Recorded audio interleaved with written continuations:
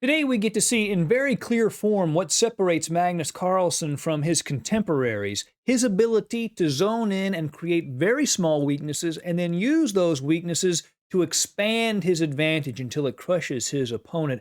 This is a very, very impressive display, how Magnus takes basically an equal position and is at a granular level able to grind and create new weaknesses until his opponent's position collapses. This was played at the FIDE World Blitz Championship. Magnus has the white pieces. His opponent is Heike Martirosian. I don't know.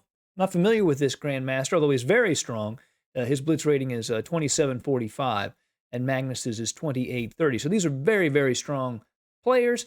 Let's jump right in. Again, Magnus has white, and he begins with b3. Basically, he likes to throw his opponent off in the opening, particularly in blitz. b3 is becoming more and more popular.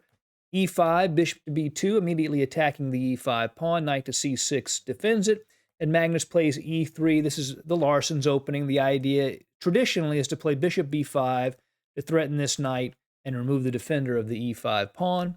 Knight to f6. And here, instead of playing the main move of bishop to b5, Magnus just plays knight to f3. This is an unassuming move. He's not trying to win out of the opening, and he allows his opponent to play this move, e4, gaining space. So black is fine here. Knight to d4, bishop to c5, and now d3. The idea here is he wants to liquidate what space advantage black has with that e4 pawn. Knight takes d4, ed4, the bishop moves back to b6, de4, and knight takes e4, bishop to d3, and d5. And we see that there's a completely symmetrical pawn structure here with the one open e-file, similar to what you would get, say, in a French exchange variation or a Petrov. And Magnus has no advantage whatsoever here, but he doesn't care. He says, I'll outplay my opponent later. Castles, knight to d2, challenging the knight on e4. And when this position was reached before, black played bishop to f5, but here black goes ahead and takes the knight on d2, which is a novelty actually already in this position. Queen d2. So far the position is equal. The pawn structure is symmetrical. They have the same minor pieces. Both have the pair of bishops.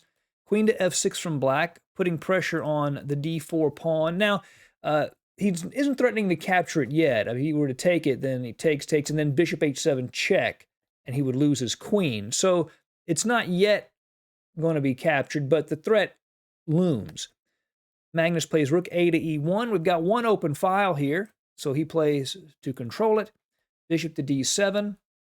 Black wants to contest the file himself. a4, gaining space, little steps, threatening to play a5 and give this bishop at b6 a very hard time. So c6 was played, and now queen to b4. He continues to put pressure on this bishop and also the pawn behind it with threats like a5 and then taking on b7, although at the moment, again, black would be okay after bishop to c7 because if Magnus takes the pawn, then queen to d6 with the mate threat on h2, g3, rook f to b8, and black has plenty of counterplay.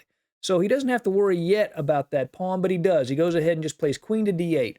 That way the queen and the bishop control the a5 square, and white cannot play a5 just yet. Bishop to a3. Threatening queen takes rook with check, which would win the exchange. He'd win the rook or the bishop. So the rook moves, rook e8 check, queen e8, and now a5. Now the queen and bishop are no longer aligned on the diagonal, and now the bishop has to move. Bishop c7.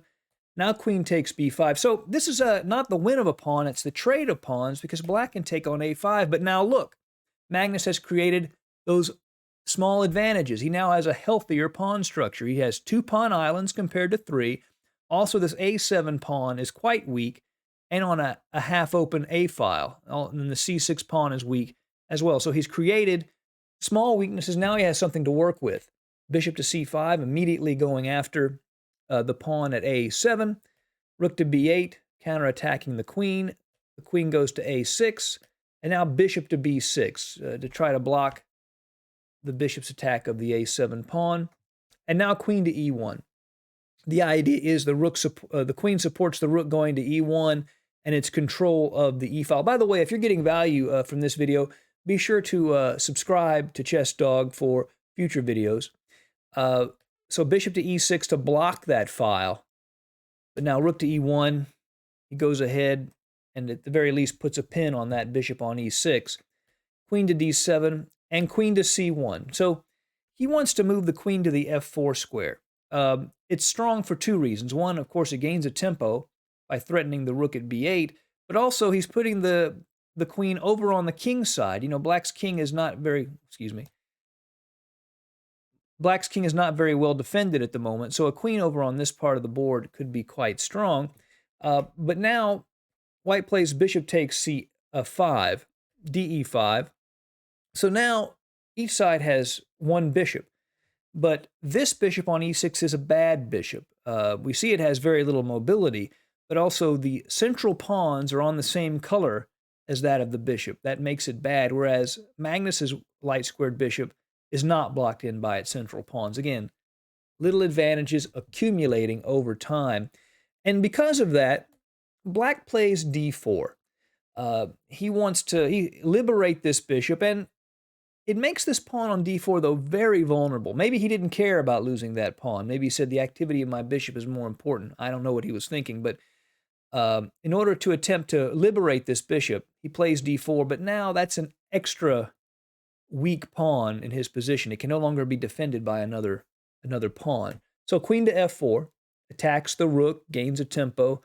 The rook comes to d8. And now because of the vulnerability of this king at g8, he plays h4. Now Magnus is trying to expand his advantages and create weaknesses on Black's king side by threatening h5 and h6. And if at some point Black plays the pawn to g6, the pawn at h5 can exchange it off and weaken those light squares also. Queen to d5, centralizing the queen, also threatening to take on c5, but now rook e5. Not only does he defend the c5 pawn, but he supports the h-pawn advancing even further. The queen has to retreat. Now h5. Again, the threat is to come into h6. Queen to e7. And here Magnus now has a very formidable position. He plays queen to e4, threatening queen to h7, which leads to mate, and also threatening to just capture the pawn on c6. Black plays g6, and then queen takes c6. And you can see this pawn is going to be almost impossible to stop. White now has a completely winning position, and Magnus's 2,700 plus opponent responds to queen takes c6 with the move rook to c8. Now this is a bad blunder. So I'll ask you, do you see why this move is a very bad mistake? That's right, the queen can actually just take it. Queen takes rook, check, and Black resigned in this position. The reason is that if Black retakes the queen, that bishop on e6 was pinned, and White would just take it. He's up a rook and pawn, so that would be the end of the game. So Magnus shows us exactly what separates him, the accumulation of small advantages leading to real big ones. Now, even after going over this great game from Magnus Carlsen, there's still some great chess you're missing out on to fix that problem. Believe it or not, the key game you're going to want to see is in this video right here, so be sure to watch that for some really terrific chess. Goodbye.